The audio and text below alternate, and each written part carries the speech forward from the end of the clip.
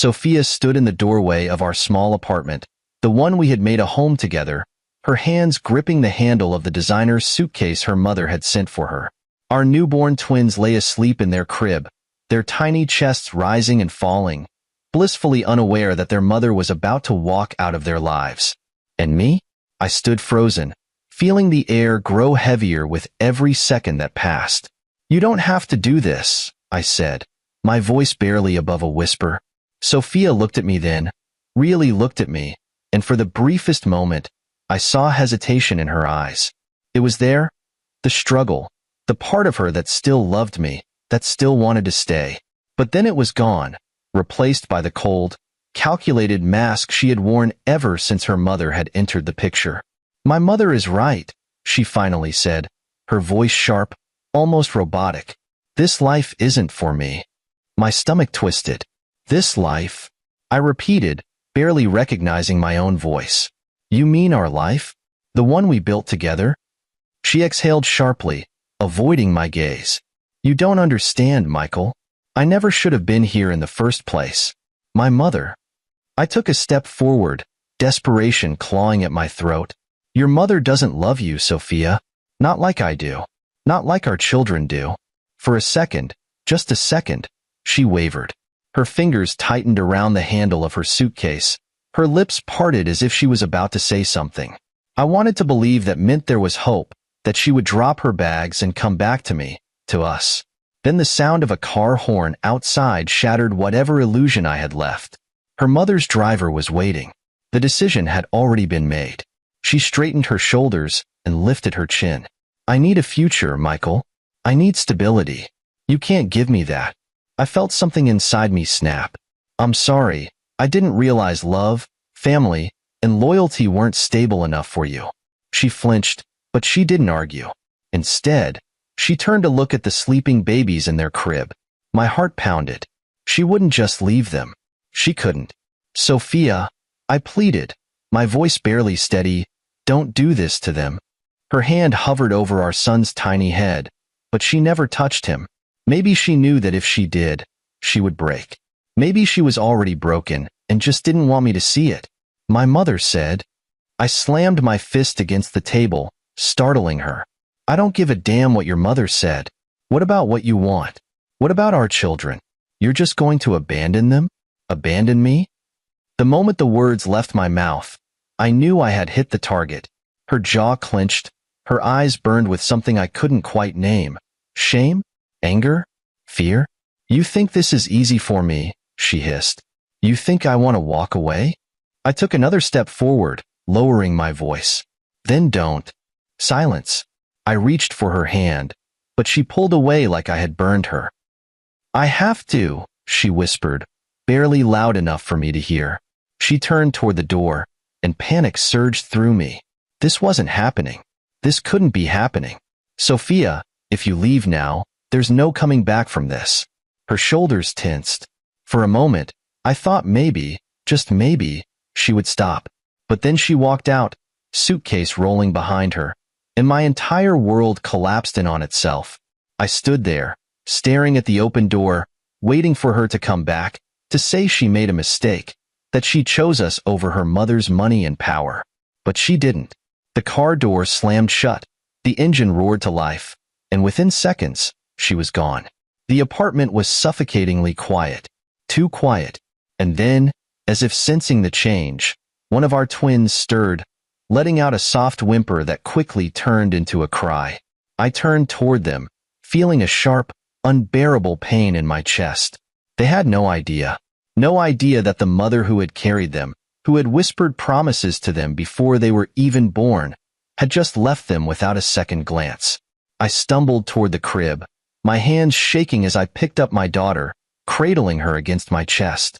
"It's okay, baby girl," I murmured, rocking her gently. "I've got you."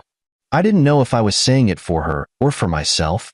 I sank into the rocking chair beside the crib, staring blankly at the empty doorway. I had always imagined our future together. Sophia, me, and our twins.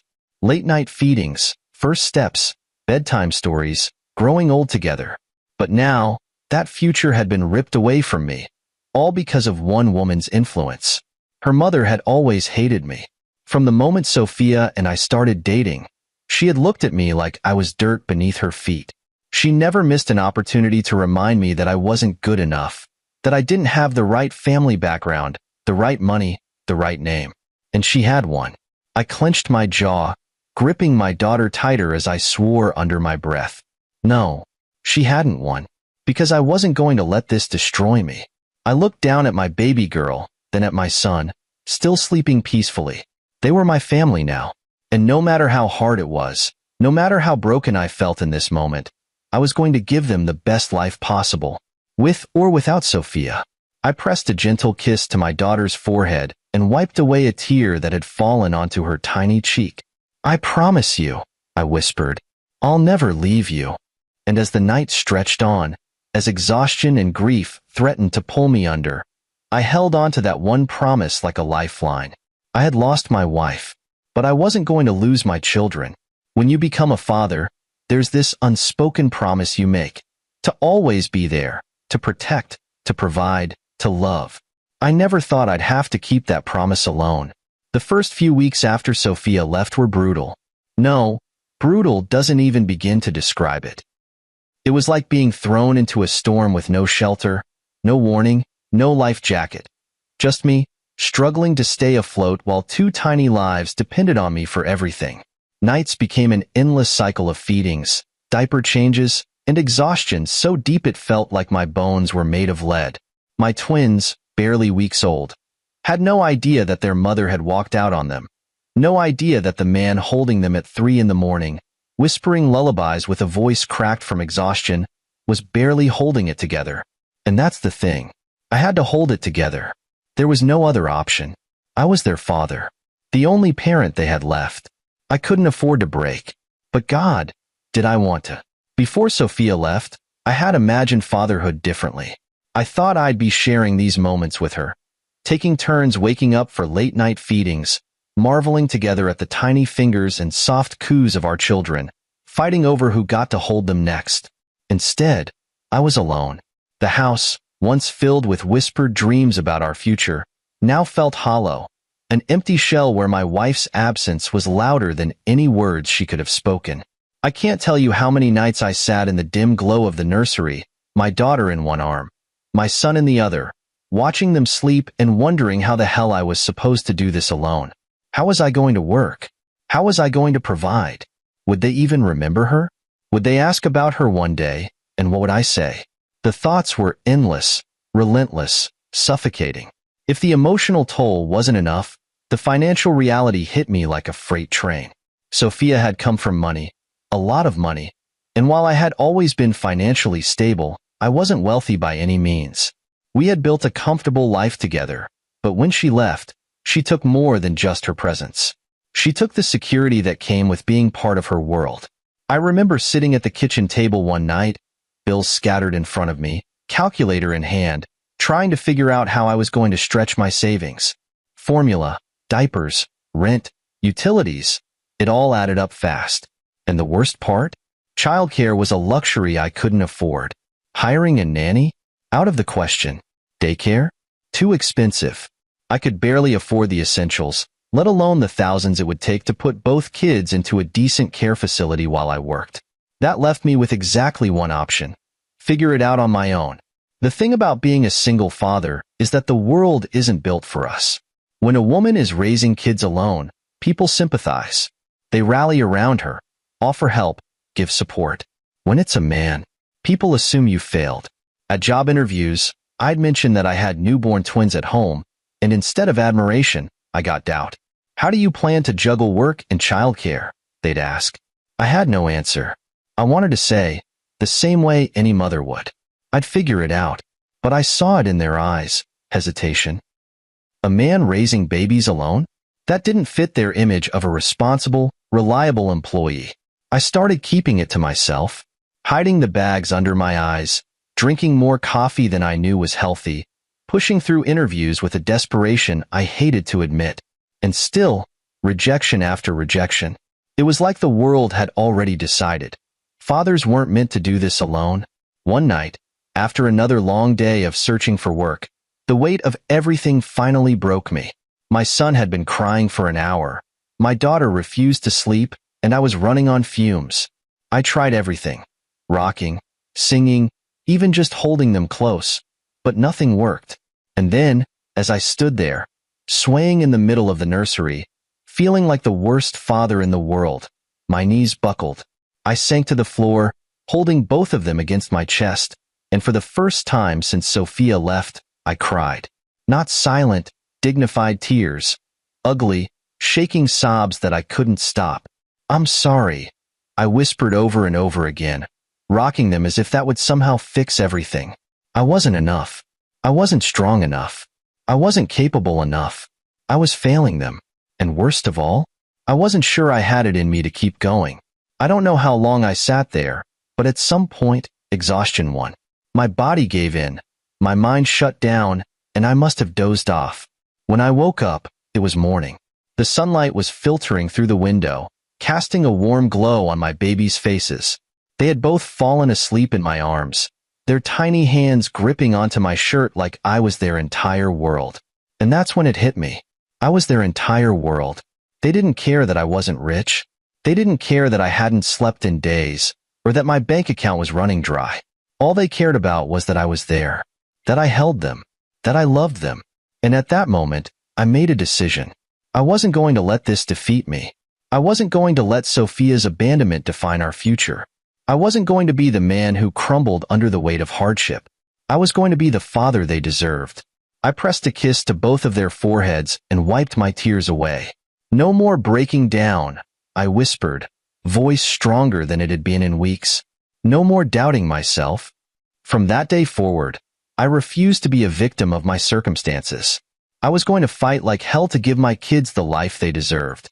I didn't know how yet, but I would figure it out, because that's what fathers do. And I was damn sure going to be the best one I could be. The moment I decided I wouldn't let Sophia's abandonment define my life, something shifted inside me. It wasn't a sudden burst of motivation or a cinematic moment of clarity. It was a slow, painful realization that if I didn't take control of my own fate, my twins would suffer. And that was unacceptable.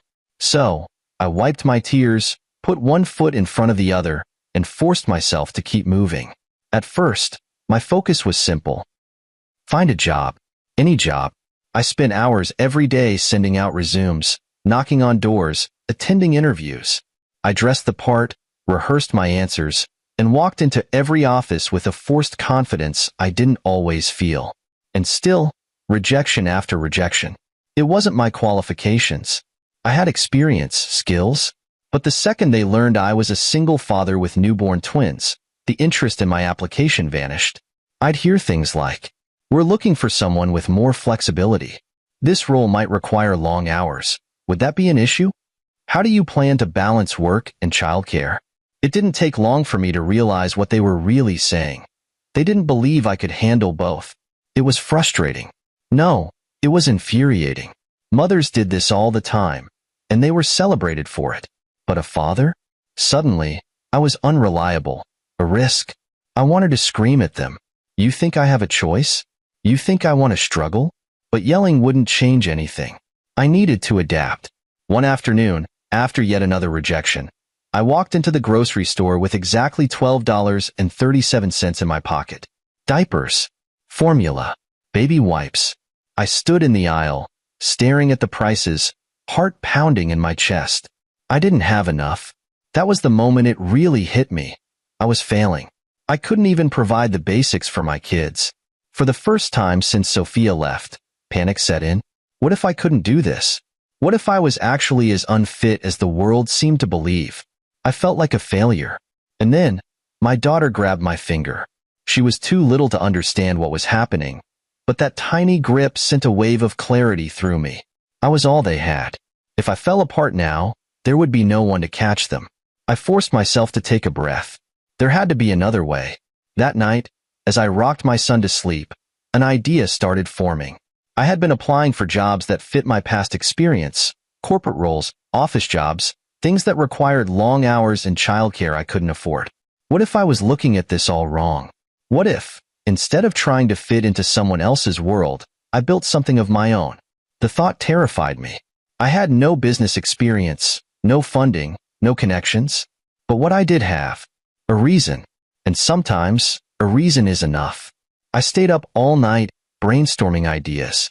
What was something I could do from home? Something that didn't require huge upfront costs? And then it hit me, baby products. I had spent the past few months immersed in everything related to babies, clothes, accessories, essentials.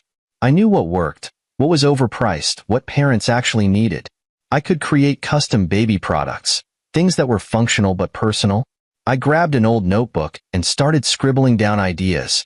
Personalized onesies, custom baby blankets, unique milestone markers for parents to track their baby's growth. The more I wrote, the more the idea took shape. I knew it wouldn't be easy. Hell, it would probably be the hardest thing I'd ever done. But the alternative? Spending my days begging for jobs that didn't want me, while my children went without. That wasn't an option. The next morning, I started small. I found a cheap supplier for blank onesies and fabric paint. I taught myself how to design and print custom baby clothing. My first attempt? A disaster. The paint smudged, the fabric bunched up. It looked like something a 5-year-old had made. But I didn't stop. I watched tutorials. I experimented. I kept trying, failing, trying again. Eventually, I got better. With my last bit of savings, I built a small online store. Nothing fancy, just a basic website with a few designs. Then, I took a deep breath and posted my first ad. Days passed. Nothing. I checked my website obsessively, refreshing the page over and over. Zero sales. Doubt crept in. Had I just wasted what little money I had left? And then, a notification. My first sale. It was a small order, just one onesie, customized with a baby's name. But it was everything. It was proof that someone, somewhere, believed in what I was doing. That night, as I packaged that tiny onesie, I felt something I hadn't felt in a long time, hope. One sale turned into 2. 2 turned into 5. Soon, word of mouth started spreading. Mothers loved the personal touch. Friends told friends. I started getting requests for different designs. I wasn't making millions, but I was making enough. Enough to keep a roof over our heads. Enough to put food on the table. Enough to look at my kids and say, "We're going to be okay." One evening, as I was finishing up orders, my phone buzzed. An email from a baby boutique owner. She had seen my products online and wanted to talk about a partnership. I stared at the screen, my heart racing. This was it. The moment I realized, this wasn't just survival anymore. I wasn't just getting by. I was building something real. That night, as I tucked my twins into bed, I whispered the same promise I had made months ago. I'll never let you down. Only this time, I believed it. Because I wasn't that broken man anymore. I wasn't waiting for someone to save us. I was saving us myself. And nothing, not Sophia, not her mother, not the doubts that once consumed me, was going to stop me now. Starting a business wasn't the hard part. Keeping it alive was. Every day felt like a battle, a constant push against doubt, exhaustion, and the nagging fear that this whole thing would collapse before it had a chance to grow. But I had no choice. I was all my twins had. And that meant failure wasn't an option. I worked through the nights, my twins asleep beside me in their crib, while I printed designs, answered customer messages, and figured out how to run a business on pure willpower alone. During the day, I was a father first, feeding, changing, soothing, playing. During the night, I was an entrepreneur, hunched over my tiny desk, hands stained with fabric paint, running on coffee and sheer determination. Some nights, I barely slept at all. I'd hear one of the twins stir, and exhaustion would claw at me, telling me to let them cry for just 1 minute longer. But I couldn't. I wasn't just their dad. I was everything to them, and that meant pushing through, even when my body screamed for rest. There were so many mistakes. I priced my products too low at first, barely making enough to break even. I trusted the wrong suppliers, ended up with defective materials, and had to refund customers out of my own pocket. One month, I miscalculated shipping costs so badly that I lost money on every order. I wanted to quit so many times. But every time I thought about giving up, I'd hear my twins laugh, see their tiny hands reaching for me, and I'd remember. This was for them. So I kept going. I researched, I learned, I adjusted. I raised my prices, negotiated better deals, and started handling every single part of the business myself to save costs. Little by little, it worked. Orders increased. Mothers loved my designs, and before I knew it, my online store was gaining traction. One day, I woke up to 50 orders overnight. 50. I stared at my phone in disbelief, heart pounding. That was the moment I knew. This wasn't just a side hustle anymore. This was a real business. But with success came new problems. I was still just one person, juggling a growing company while raising twins alone. I needed help. I had no choice but to adapt. I hired a part-time assistant, someone to help process orders and manage customer service. I turned my tiny living room into a makeshift workspace, shelves lined with baby clothes, shipping boxes stacked in every corner. I had to set boundaries, dedicating mornings to my twins, afternoons to work, and nights to catching up on both. It wasn't easy. There were days I missed out on milestones, their first crawl, their first attempt at a word, because I was buried in work. The guilt ate me alive. But then, one night, as I sat on the floor with them, exhausted from a 12-hour workday, my daughter reached out and touched my face. "Dada," she whispered, my first name from her lips. Tears blurred my vision. This was why I was doing it. For them. For our future. For the life I had promised them when Sophia walked out the door. The more successful I became, the more people started to notice, including Sophia's mother. One afternoon, I received an unexpected phone call. I knew the number immediately. Her. My stomach twisted, but I answered. "Michael," she greeted me smoothly, her voice as cold and detached as I remembered. "What do you want?" I asked, cutting straight to the point. She sighed, as if my existence exhausted her. "I heard about your little business. I must admit, I'm surprised. I never thought you had the capability to succeed." I clenched my jaw. I didn't need her approval.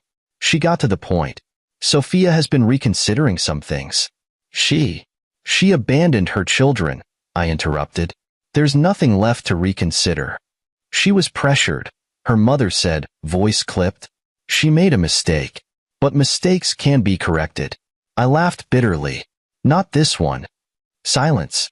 Then she lowered her voice, as if she were offering me something I should be grateful for. "Michael, if you want, I can help you. I have connections. Investors.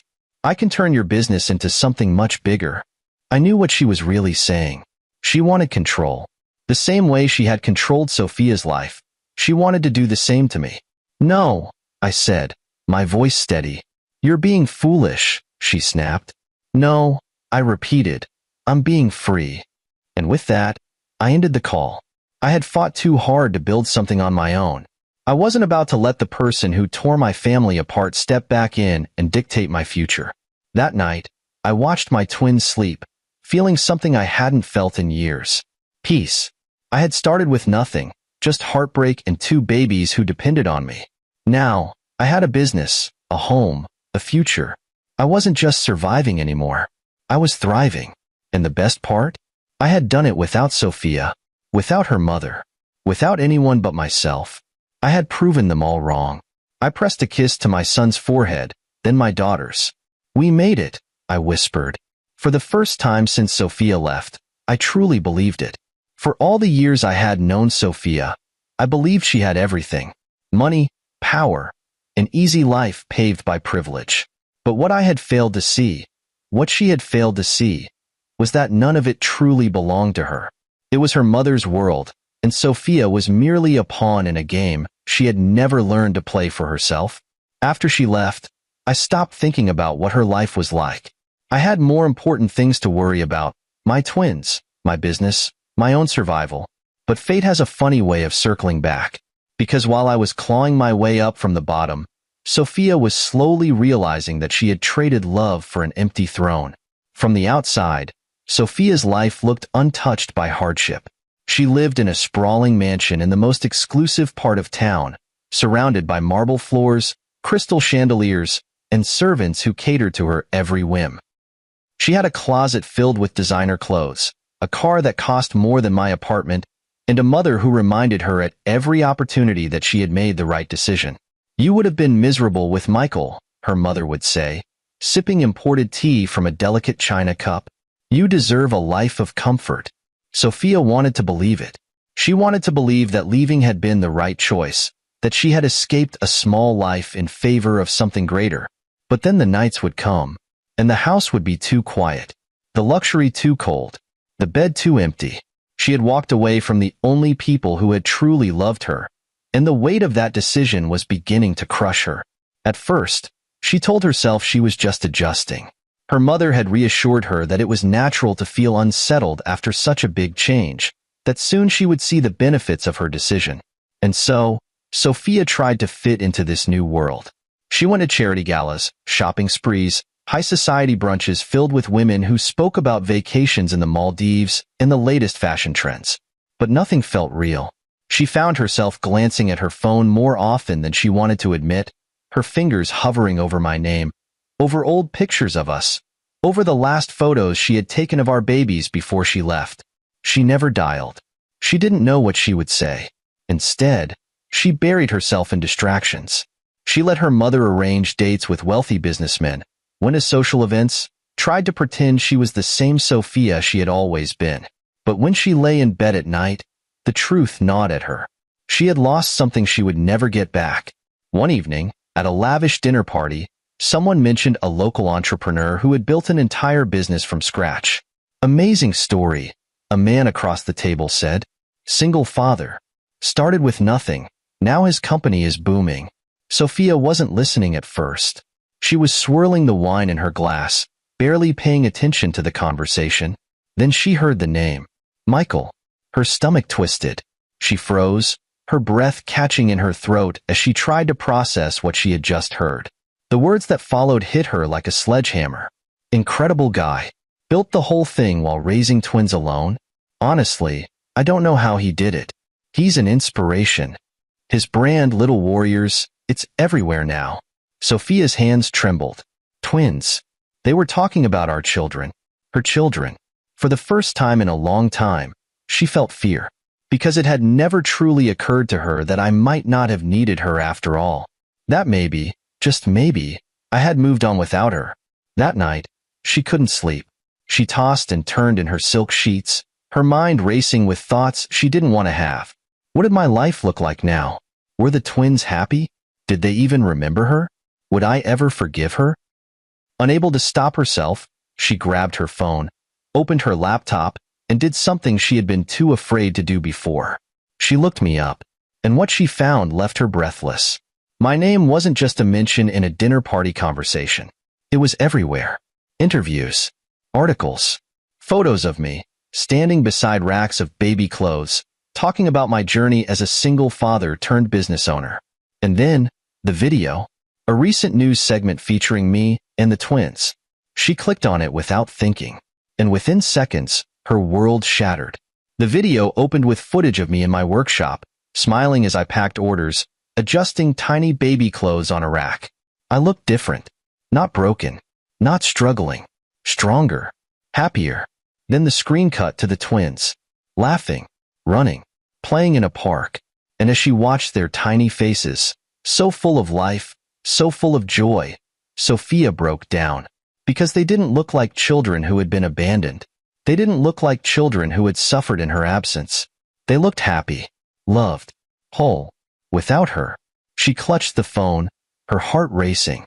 The interviewer's voice filled the room. Michael, what's your biggest motivation? The camera zoomed in on me, and my answer was immediate. My kids. They saved me. Sophia gasped, pressing a hand over her mouth. At the end of the day, I don't regret a thing, I continued. Because everything I've built, everything I've achieved, it's all for them. And I wouldn't change a single moment. The video ended. The room was silent. And Sophia? She was shaking. Because in that moment, she realized the horrible, undeniable truth. She had made the worst mistake of her life. And now? She was too late to fix it. Sophia's hands trembled as she stared at the black screen of her laptop, her breath coming in uneven gasps. The video had ended, but the images refused to leave her mind. Michael. Our children. They looked so happy. Without me. The reality of it clawed at my chest, suffocating me more than my mother's perfectly curated life ever could. I had left them, convinced that I was choosing the better path, the life I was meant to have. I had told myself it was for the best, that they would struggle without me, that Michael wouldn't be able to handle it alone. But I was wrong. He had built something beautiful, something successful. And worse, he didn't need me. A sharp knock on my bedroom door pulled me from my spiral of thoughts. Sophia? My mother's clipped voice sliced through the heavy silence. Dinner's ready. Don't make our guests wait. I swallowed hard, forcing my voice to stay steady. I'm not hungry. There was a pause. Then, in the icy tone that had dictated my entire life, she said, "Don't be dramatic." Dramatic? That was what she called this? I closed my eyes, gripping the edges of my desk. I had given up my family for this, for her approval, for a life that suddenly felt like a gilded cage, cold and suffocating. Another knock. This time sharper. I said, "I'm not hungry, Mother," I snapped, surprising even myself. Silence. Then her footsteps retreated. I let out a shaky breath, running a hand through my hair. My heart was pounding so hard it hurt. I needed to see them. I didn't sleep that night. I couldn't. Every time I closed my eyes, I saw the way Michael had looked in that interview. Strong, confident, alive. I saw the twins laughing, playing, living a life that had no space for me in it. By morning, I had made up my mind. I needed to see them. Even if Michael slammed the door in my face. Even if my children no longer recognized me. I needed to face what I had done. But first, I had to get out of this house. I stepped into the dining room, where my mother was already seated, sipping tea as she scrolled through her phone. She barely looked up when I entered. "You ignored dinner last night," she remarked, setting her cup down. "That's rude." I clenched my jaw. "I wasn't hungry." She raised an eyebrow, finally looking at me properly. "Something's wrong." I exhaled, gripping the back of the chair across from her. "I need to see Michael." Her expression didn't change. "That's a terrible idea. I need to see my children." "They're not your children anymore, Sophia," she said flatly. "You made your choice. And look where it got you." Something snapped inside me. "Where did it get me, Mother?" I shot back. "Alone? Miserable? Trapped in this house like a perfectly decorated doll?" Her eyes narrowed. "Watch your tone." "No," I said, my voice shaking. "I've spent my entire life watching my tone, watching my words, letting you dictate every decision I've ever made. And I listened to you when you told me to leave them." She set her phone down, studying me as if I were a child throwing a tantrum. "And now you regret it?" The question hung in the air. I felt like she already knew the answer. "Michael has built a life without you, Sophia," she continued, her voice calm, controlled. "You showing up now, what do you think that will accomplish?" I swallowed the lump in my throat. "I don't know." Her lips curved into something cruelly amused. "Then let it go. Let it go." I looked around the dining room, at the expensive chandelier, the perfect floral arrangement in the center of the table, the vast space that felt emptier than ever. I thought about my children, the home I had abandoned, the man I had once loved. And suddenly, I saw my mother for who she really was. Not a protector, not a mentor, a woman who had spent her entire life controlling everyone around her. I had been one of her greatest successes, but not anymore. I stood up. She didn't move. "Where are you going?" I grabbed my coat, walking toward the door. "To fix what I can." Her voice was sharp as a blade.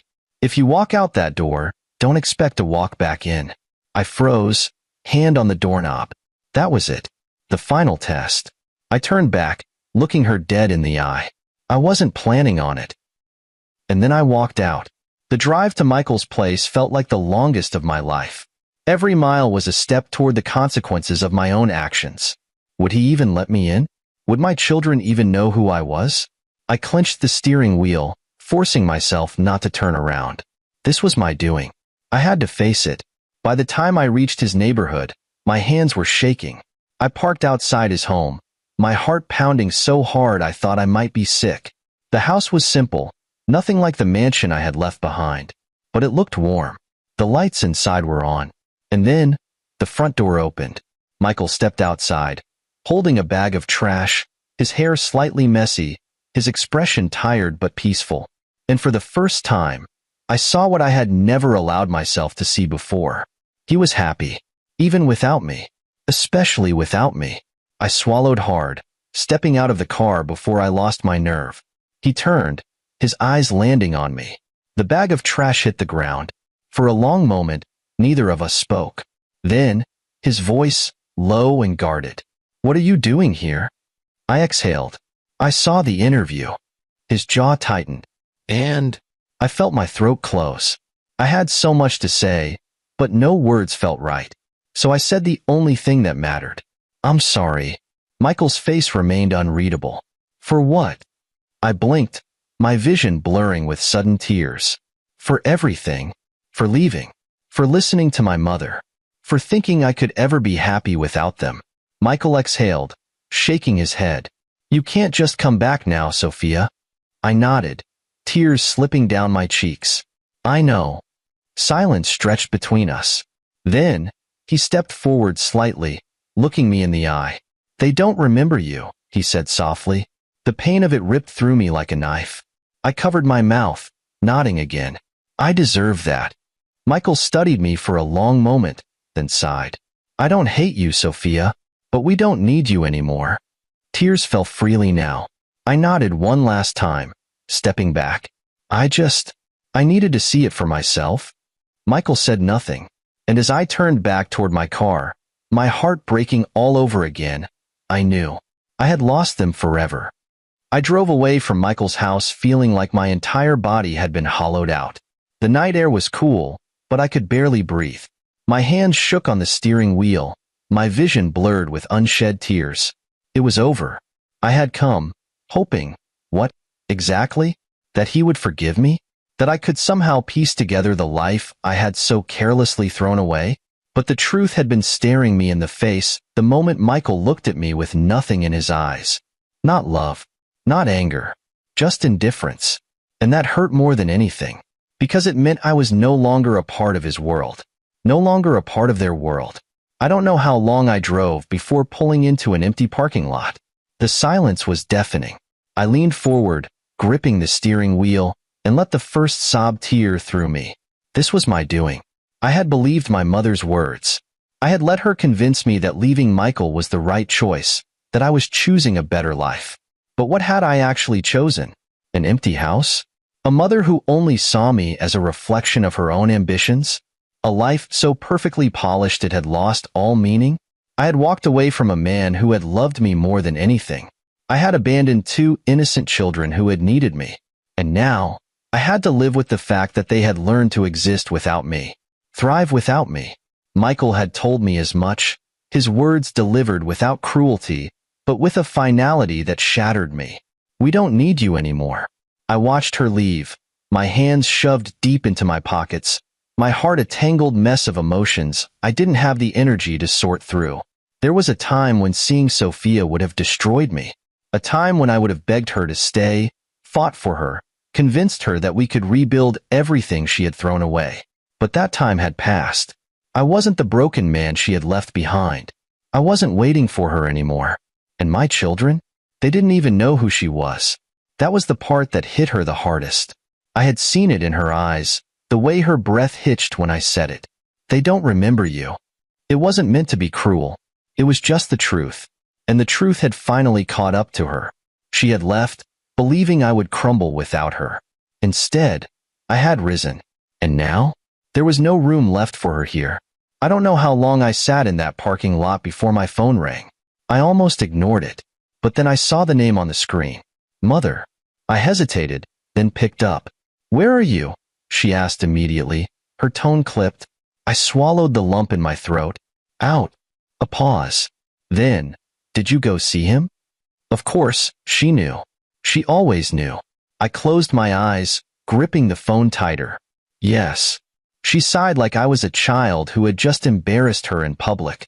"Sophia, what did I tell you? That man is nothing. You have no reason to." "They don't remember me." I cut in, my voice hoarse. Silence. For the first time in my life, my mother had nothing to say. "I left my family for you," I whispered. "And for what?" "Sophia," she started, but I didn't let her finish. "I'm not coming back, Mother." Her sharp intake of breath was almost satisfying. Almost. I ended the call before she could speak again. I had wasted too many years living by her rules. And for what? To end up alone? After Sophia left, I went back inside, closing the door behind me. The twins were still asleep, their tiny faces relaxed, peaceful. I crouched beside them, brushing my fingers over my daughter's soft curls. This was what mattered. Not the past. Not Sophia. This. The life I had built for them. The security, the love, the happiness. I had spent too long mourning what I had lost. Now, I only cared about what I had gained. The sun was rising when I finally got back to my apartment. Everything felt different now. I had no illusions left. Michael would never take me back. My children would never know me as their mother. And maybe that was what I deserved. I took one last look at my reflection in the mirror. The woman staring back at me wasn't the girl who had left her family behind for money and status. She was someone else now. Someone who had lost everything. But maybe, just maybe, that was the price I had to pay to finally be free. With one final breath, I walked away.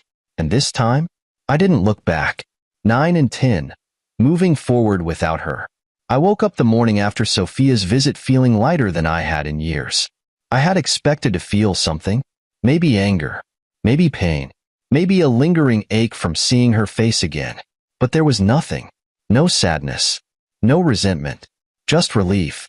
Because last night had proved something I hadn't fully realized until now. I was free. Sophia was nothing more than a shadow of my past, and she had no hold over my life anymore. I had built something without her, something stronger, something unshakable, and I wasn't about to let anything, or anyone, disrupt it. I went about my morning as usual, made breakfast, played with the twins, answered emails from customers. It felt like just another day, which, in a way, was the biggest sign of all. Sophia's return should have shaken my world. But it hadn't. I had already rebuilt my life. And now, I was moving forward. That afternoon, I had a meeting with a group of investors who were interested in helping expand Little Warriors into retail stores. 5 years ago, I wouldn't have even imagined something like this. Back then, I was just a struggling single father, trying to make ends meet. But today, I walked into that meeting as a man who had earned his place in the world. The deal was a success. When I left the office, I checked my phone, scrolling through emails from customers, parents thanking me for what my business had done for them.